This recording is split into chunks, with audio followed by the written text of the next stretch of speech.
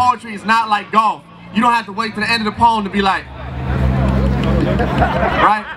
So if you feel something I'm saying, we're supposed to be here. This is call and response, right? This isn't just one directional communication. So if you hear something that you feel, if it resonates with you, give me a little snap, give me a little, you know, something come out of your soul. Let me know that you're feeling it, all right? All right. Once a week, I used to tutor a third grader from Puebla, Mexico named Daniel. His father is a short, chubby little man I used to work with in a restaurant kitchen with a smile like a kid who just put a thumbtack on the teacher's seat. My nephew Tyler is also in the third grade, but he doesn't need a tutor. In fact, he recently won the school-wide spelling bee. You see, Tyler could probably spell resilience, but Daniel could describe it. They both have one thing in common though, they're absolutely obsessed with animated heroes. My nephew, he worships Spider-Man and the Hulk. I guess he dreams of one day climbing walls and showing off his giant green biceps. But Daniel, his hero isn't ripped, has no real superpowers, never steps into a phone booth to secretly slip into costume, and goes by an ordinary name. It's me, Mario! Super Mario to be exact. But there isn't much super about him. I mean, he's a plumber in overalls who picks flowers to give him the temporary ability to throw fireballs at pelicans with turtle shells, and conquers every dangerous level by climbing up a brick wall and leaping off and sliding down a flagpole. Either way, he's plastered all over Daniel's walls in various goofy poses, and I can never understand why any kid would choose Mario to be his hero over the muscle-popping, web-slinging, slick costume-wearing Peter Parker. But then I realized that maybe for Daniel, that pudgy little plumber with no muscles and an accent as thick as his mother's tamales reminds him of his father. Working class, immigrant man, never held a plunger, but knows what it's like to handle other people's mess, knows what it's like to climb a wall and leap for a flag they told him could never be his in the first place. So he threw steaming handfuls of desert aside, like fireballs, when he crossed Sonora to come work in the US back when paradise was just a pair of dice, like an ivory box full of dreams placed before a firing squad of Minutemen and Border Patrol. He has no superpowers, no documents either, and a third grade education. So he used to pay for me 25 bucks a week just to speak with his son, to try to help him become the student he never had the chance to be but in the state. But Daniel and students like him aren't even considered residents. I'm afraid that the border may be a bigger barrier, that the tuition may be a bigger barrier to cross than the border, and I'm afraid maybe I shouldn't be teaching him to fish in a lake full of lava and lies, because I know that at 8 years old he can be anything he wants to be. Except a college student.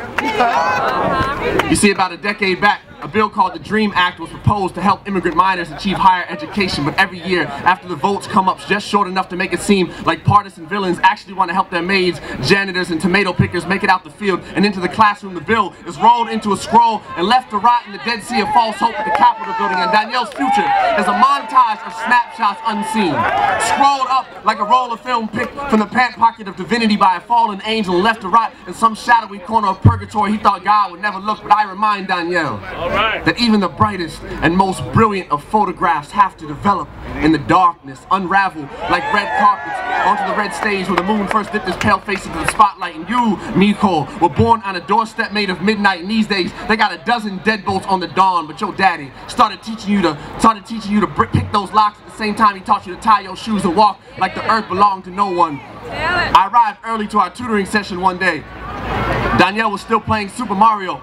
When his mother told him it was homework time, he whined, complained, and said he wanted to keep playing. A smirk bullet trained across my cheeks, but her response derailed my smile in its tracks. She told him, "Mijo, tú tienes que estudiar para que no seas como tu papá, haciendo el trabajo que los demás no quieren hacer.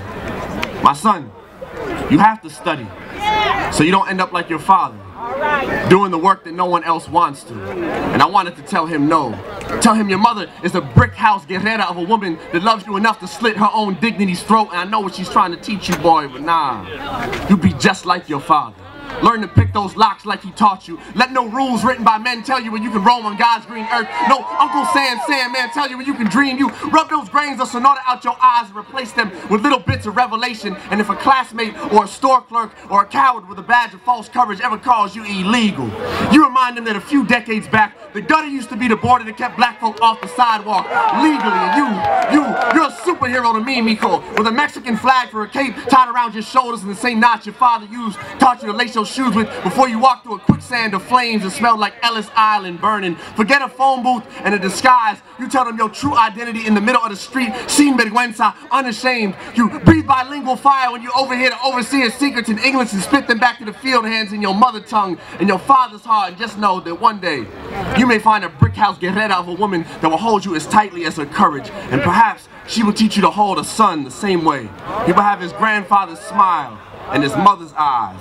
And if he ever doubts the fireballs in his palms, she will tell him, un día, mi hijo, vas a ser exactamente igual que tu papá. One day, my son, you're gonna be just like your daddy.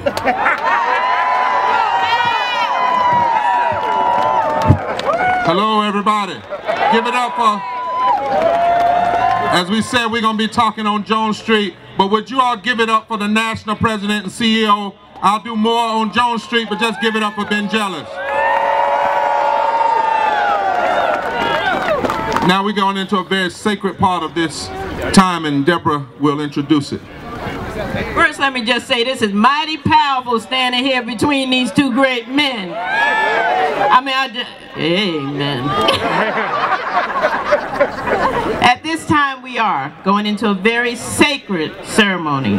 Elder movement, liturgy, and uniting justice flames across generations. And I'm going to ask the Reverend Dr. Nelson Johnson, Reverend Dr. Anthony Spearman, Reverend Nancy Petty, Mrs. Joyce Johnson, and Mr. Louis A. Brandon to join us here at the front. Thank you.